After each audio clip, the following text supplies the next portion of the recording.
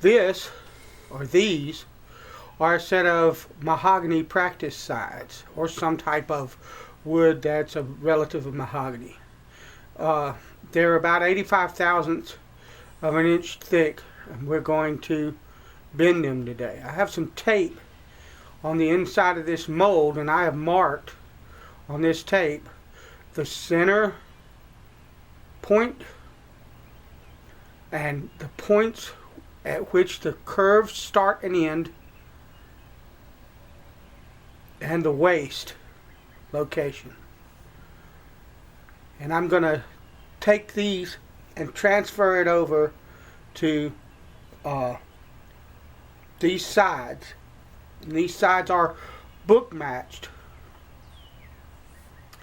And so I have to make sure I do a right and a left side. But I'm going to take this tape and I'm going to use it to transfer those locations onto the side so that when I'm bending, I can see where I'm at and where I need to bend, all that kind of thing. So,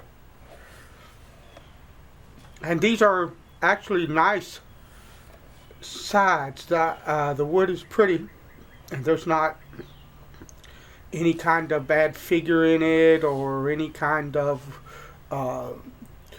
cracks or ugliness or anything like that. And if I'm successful at bending these, I'd love to find a mahogany back that I can use and actually turn this into like my second guitar or my second acoustic guitar. I don't know, but finding that might be a little difficult. We'll see.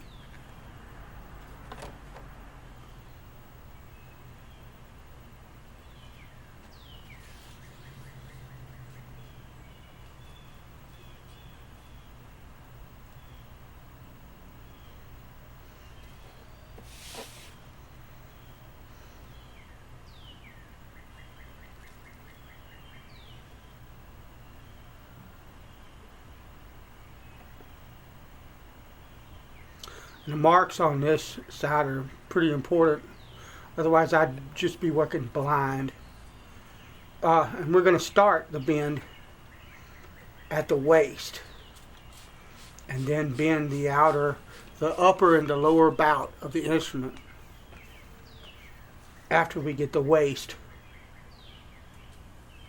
bent.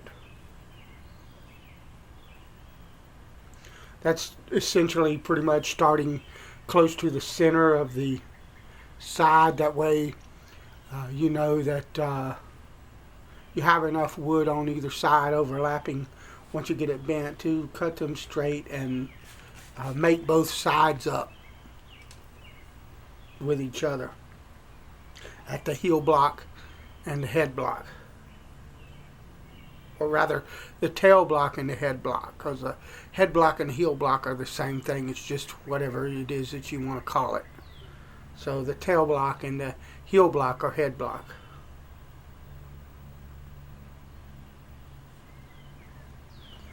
And here I'm checking the form. I'm using the mold as a template and making this to fit that mold and as best I can. And I have to say that I really have enjoyed bending this wood. I could get addicted to it. You know, you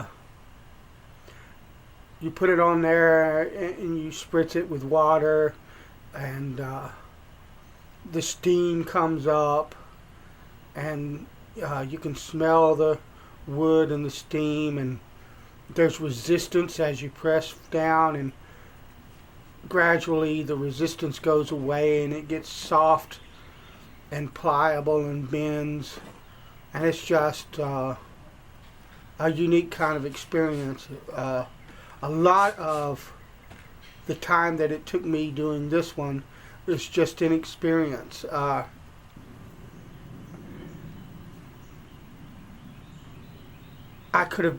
think I'll bend probably the other half of this in probably about half the time that it took me to bend this. But you live and learn, and like I say, for a first time, I'm not really worried about speed. Uh, and frankly, I wouldn't be worried about speed if it was my 100th time, because I really enjoy working wood and I really enjoy building instruments, and so that's not an issue.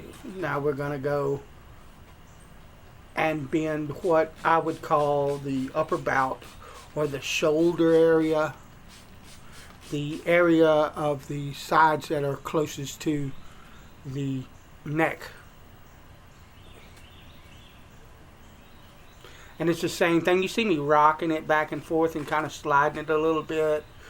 But what I'm trying to do is avoid scorching the wood.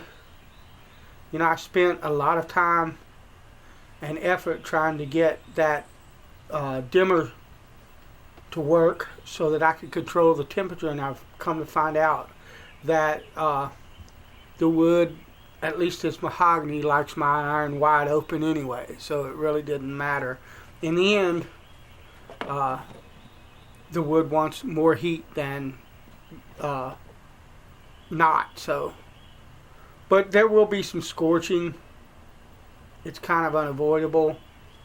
But I'll use a card scraper and sandpaper and whatnot to clean all that up before I put finish on it, or work the do things like add lining and stuff like that inside the instrument.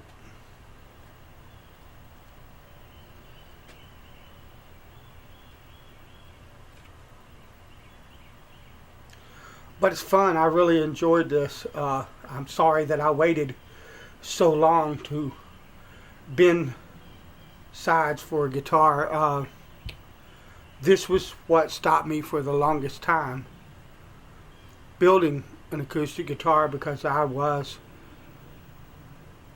wary of whether or not I could do this, and I can, and I really enjoy it. So,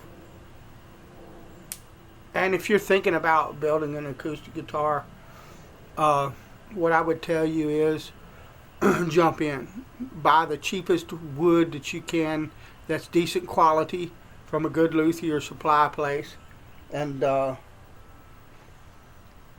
build your first guitar. You're going to make mistakes. I'm going to make mistakes in this one. So the wood that I'm using, it's structurally sound, and there's nothing wrong with it. It will make a good instrument, but it's just not like super high grade stuff. It's good standard quality wood, but it was the wood that I found to be the lowest cost, which, hey, it ends up being sapele and mahogany, and those are the lesser cost woods, and you see some scorching on the inside of that side there. But I really like mahogany on a guitar. If I really were to pick to have a custom guitar built, it would probably be a sapele or kaya or some type of mahogany for the sides, because the mahogany has a nice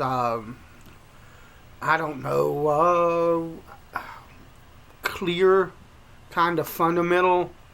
You don't get a lot of overtones. It barks. On a dreadnought. I don't know what it'll do here on this this orchestra model or folk model, but in a dreadnought, mahogany barks. It's just, and I really like it, and it doesn't interfere with my voice. A lot of times a rosewood instrument can have so many overtones. It can be so complex that it can sort of take away from the singer. That's just my opinion. Everybody's got their own. Don't take mine as gospel. And there you see completed. It's close to conforming to the form as I can get it. You can see I can just just push it a little bit and it goes in. So that's good. I'm good with that and happy with that. Thanks for watching me. God bless you, and I will talk to you later. Lovely.